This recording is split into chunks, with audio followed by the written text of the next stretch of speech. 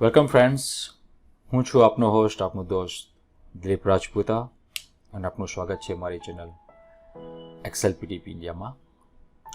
આજનો hot topic એ છે કે are you done with your graduations and now you want to make your career in vote?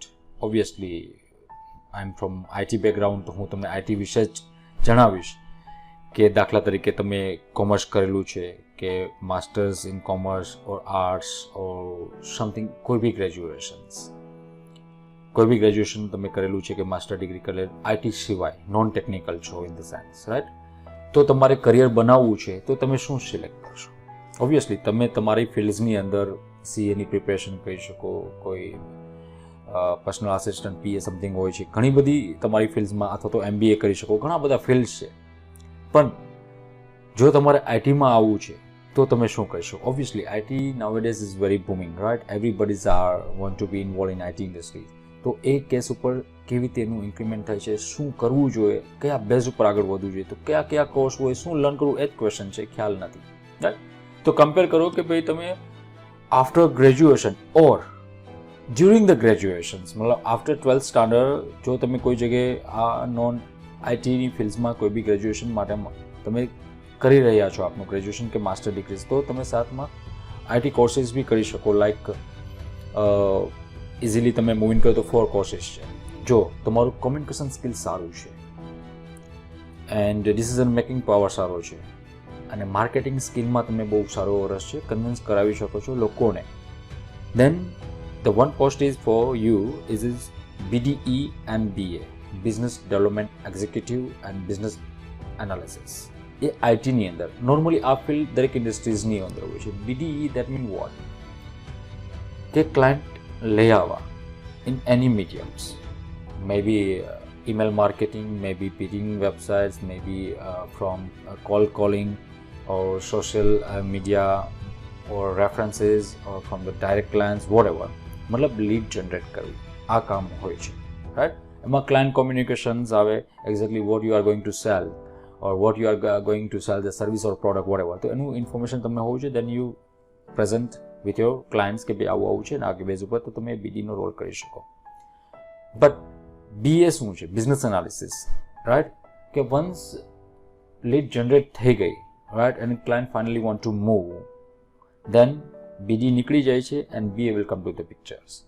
BA શું કરે છે કે આખું એનાલિસિસ કરે છે, એક્ઝેક્ટલી રિક્વાયરમેન્ટ શું છે. That mean BA is what? કે ક્લાયન્ટ અહીંયા નથી આપણે ત્યાં, right? Obviously 90% client are out of the India, right? Abroad જ હોવાના હોય છે. તો એવા કેસ ઉપર શું થાય? ક્લાયન્ટ અહીંયા હાજર નથી એ કેસ ઉપર, then you being a bridge between client and management or developer, whatever, right? એ કેસ ઉપર BA વર્કઆઉટ કરતા હોય છે. તો BA શું કરશે? બધી રિક્વાયરમેન્ટ સમજશે કે કયા પ્રકારની એક્ઝેક્ટલી રિક્વાયરમેન્ટ છે, શું છે, રાઈટ? તો એનું આખું એનાલિસિસ કરશે, આખું પેપર ઉપર એનું વર્કઆઉટ આવશે, મતલબ વાયર ફ્રેમિંગ્સ બનાવશે. ડિઝાઇન થયા પહેલાં એક વાયર ફ્રેમિંગ પ્રોટોટાઇપ બને છે કે ભાઈ એક્ઝેક્ટલી કે આપણે કેટલા પેજ હશે, 100 પેજીસ છે, દરેક પેજમાં કઈ કઈ ફિલ્ડ્સ આવશે, એટ્રીબ્યુટ શું રહેશે, રાઈટ? ડેટાબેઝ ડિઝાઇન થશે, એનું ડોક્યુમેન્ટેશન થશે, એનું રિલેશનશિપ બધું બનશે કે આ ડેટાબેઝમાંથી આ ડેટા છે, આ ફિલ્ડ છે, રાઈટ? એ એન્ટિટી છે, એ બધું એનું રિલેશનશિપ બનશે. મતલબ આખું બિઝનેસ લોજિક લેયર ત્યાં ડિફાઇન થશે. યસ, એન્ડ BA સાથે software testers are work and technical team, PM and director technical જે બી હશે એ બધા વર્કઆઉટ કરતા હશે અને BA ડોક્યુમેન્ટેશન બનાવશે. મતલબ આખું બિઝનેસ લોજિક ત્યાં ડિફાઇન થઈ જશે એન્ડ દેન ડેવલપર એની પર કામ કરશે. એની પહેલાં વાયર ફ્રેમિંગ બનશે, ડિઝાઇન બનશે and then developer will go with the things. પછી એ વચ્ચેથી જોબ છોડે છે કે ગમે તે હોય તો ડિપેન્ડન્સી ક્રિએટ થતી નથી.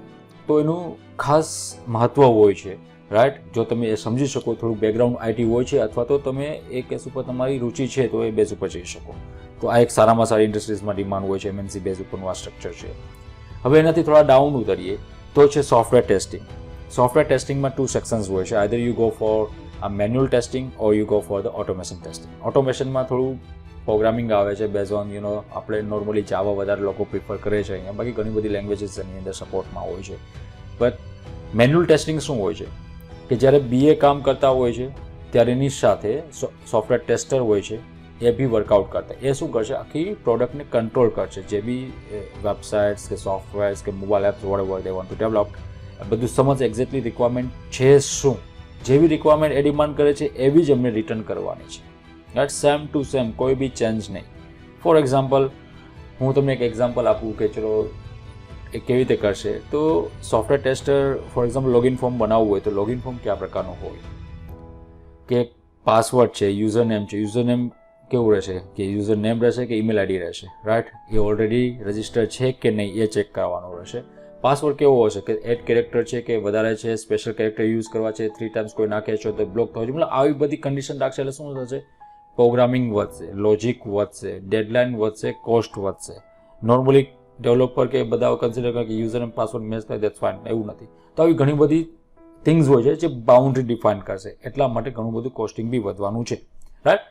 પછી એ ટેસ્ટ થયા, ટેસ્ટ પાસ કે ફેલ એ બધું સિનારીઓઝ એનું બધું ડિફાઇન થશે. તો આવું બધું કામ હોય છે ટેસ્ટરનું, કે પ્રોડક્ટને કેવી રીતે કંટ્રોલ કરવી. આ જ વસ્તુને ઓટોમેશનમાં કન્વર્ટ થતા હોય છે, કે જે આપણે મેન્યુઅલ વર્કઆઉટ કરીએ છીએ એને ઓટોમેશનમાં પ્રોગ્રામિંગથી કંટ્રોલ કરી સિસ્ટમ ઓટોમેટિકલી વર્કઆઉટ થતી હોય. તો આના બી સારું કરિયર હોય છે. Any graduate can apply on the things. અને ખાસ કરીને એબ્રોડની અંદર આની ખૂબ સારી ડિમાન્ડ છે, બરાબર. ઇઝીલી સારામાં સારી સેલરી તમને ઓફર થઈ. હું સેલરી કોઈ ફિગર્સ અહીંયા ડિફાઇન નથી કરતો, પણ સારામાં સારી salary in case in Gujarat and ઇન્ડિયાની અંદર અને એબ્રોડમાં બી સારામાં સારી ડિમાન્ડ હોય છે. લોકો આવે છે સ્પેશિયલી આ કોર્સ, અથવા તો એવા લોકો છે જેને એબ્રોડ મૂવિંગ કરવું છે એ સ્પેશિયલી આવા કોર્સિસ કરીને જાય છે, અથવા તો ત્યાં જે મૂવિંગ થયા છે વેકેશનમાં આવે છે એ આવા કોર્સ કરવા માટે સ્પેશિયલી આવે છે. તો એ સારામાં સારી ડિમાન્ડ છે. એટલું બધું ટેકનિકલ છે નહીં, મેન્યુઅલ ઇઝીલી કરી શકશો. એન્ડ દેન આપણે ધીરે ધીરે સમજશો ઓટોમેશનમાં તમે મૂવિંગ થઈ શકશો. બહુ મોટો પ્રોબ્લેમ છે.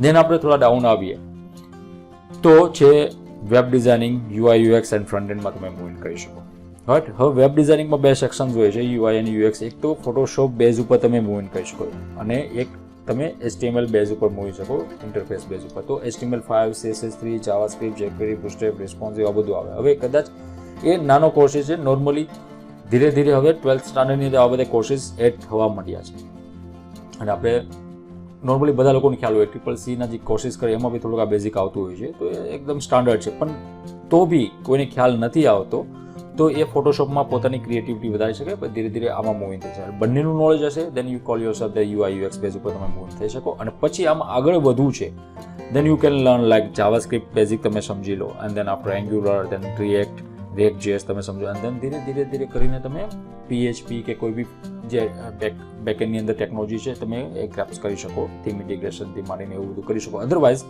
ફ્રન્ટ એન્ડની અંદર તમે તમારું સારામાં સારું કરિયર બનાવી શકો. એની સારામાં સારી ડિમાન્ડ છે આજે, રાઈટ. તો આમાં કોઈ બી લોકો મૂવિંગ થઈ શકે, એમાં બી મોટો એવો ગોલ નથી. ગ્રેજ્યુએશન બી કરે છે. નોર્મલી ડિઝાઇનની અંદર તો 12th પછી બી લોકો અપ્લાય કરે છે અને ઇઝીલી સારામાં સારું કરિયર બનાવી લે છે.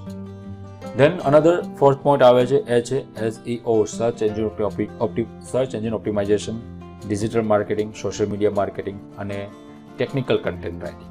આ બધું મિશ્રણ આપણે લોકો આપતા હોય છે. તો એમાં શું હોય છે કે ભાઈ SEOની અંદર ગૂગલની અંદર લોકો સર્ચ કરે છે અને ટોપ ઉપર આવે છે. તો એ ટોપ પર કેવી રીતે લાવવું એ જે વર્ક છે એને આપણે SEO કહીએ છીએ, રાઈટ. એમાં ઓન પેજ, ઓફ પેજ આવા ઘણા બધા એટ્રીબ્યુટ્સ હોય છે, એ લર્ન કરવાના હોય છે. HTML બી થોડું બેઝિકમાં સમજવાનું હોય છે. અને પછી છે ડિજિટલ માર્કેટિંગ બેઝ ઉપર જાય તો સોશિયલ મીડિયા માર્કેટિંગમાં એમાં કેવી રીતે હોય, PPC શું હોય, મતલબ પેડ એડવર્ટાઇઝમેન્ટ કેવી રીતે થતું હોય, બરાબર, કોણ આપણો ઓડિયન્સ ટાર્ગેટ શું છે, આ ઘણી બધી વસ્તુઓ એમાં મેટર્સ કરતી હોય.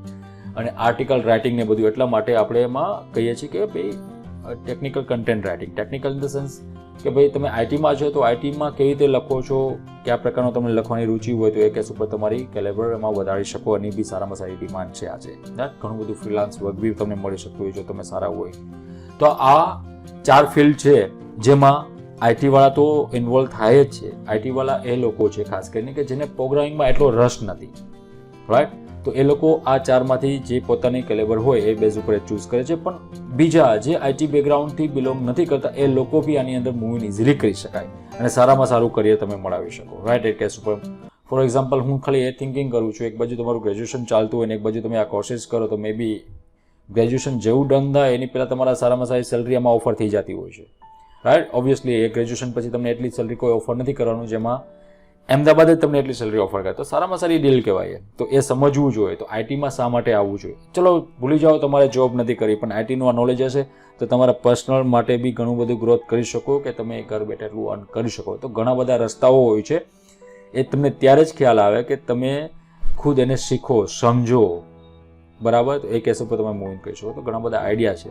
તો આપણો એ જ ટોપિક હતો કે ગ્રેજ્યુએશન કરેલું છે તો આગળ કરિયર શામાં તમારે બનાવવું જોઈએ. આઈટીમાં બનાવવું છે તો ઘણા બધા રસ્તા છે, એન્ડ નોન આઈટીમાં તમારી ફિલ્ડમાં તમે મારા કરતાં વધારે બેટર સમજો છો તો તમે એમાં બી અપ્લાય કરી શકો. બટ બંનેને તોડીને સમજો કે કયું બેટર છે, આગળ શું ગ્રોથ છે અને શું જઈ શકો.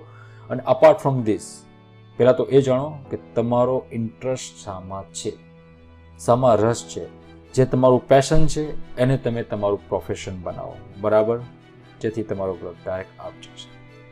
સો આજનો ટોપિક આ જ હતો. Stay tune with me. Next ટોપિકમાં જલ્દી મળીશું.